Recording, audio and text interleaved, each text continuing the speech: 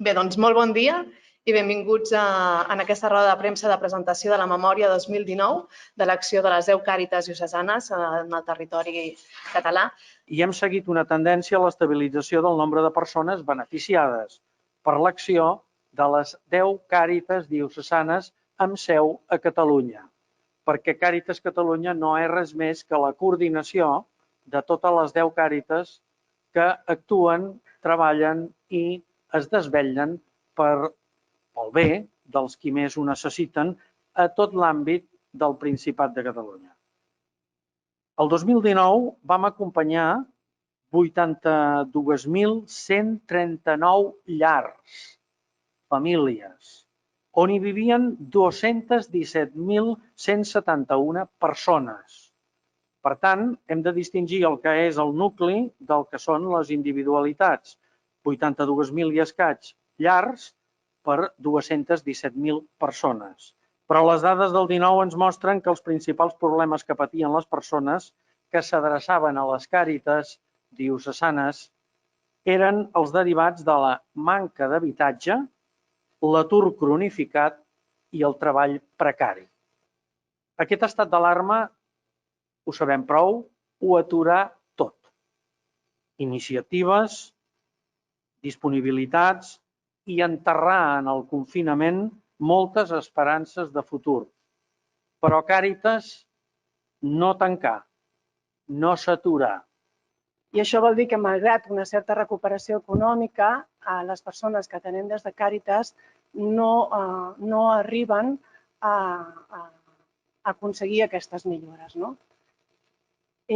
Segons les nostres dades, continuem atenent en el conjunt de Catalunya majoritàriament el col·lectiu de dones.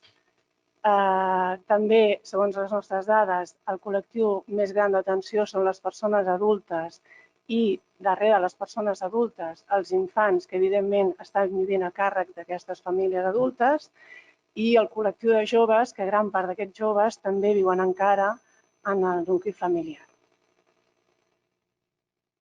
Si mirem el tipus de convivència, també les nostres dades ressalten que el col·lectiu on hi ha més precarietat de les persones que venen a Càritas és aquest conjunt de famílies amb menors a càrrec, i això és una dada que a Càritas ens continua preocupant moltíssim perquè té a veure amb el tema de l'herència, de la pobresa intergeneracional.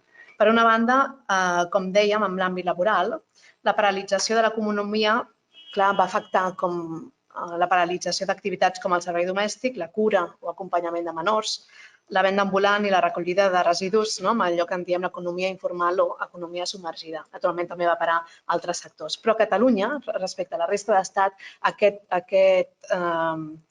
aquesta activitat informal té un major pes que la resta de l'Estat. Per tant, això va tenir una conseqüència major sobre l'economia de les llars perquè aquestes persones, naturalment, no tenen dret a ajudes.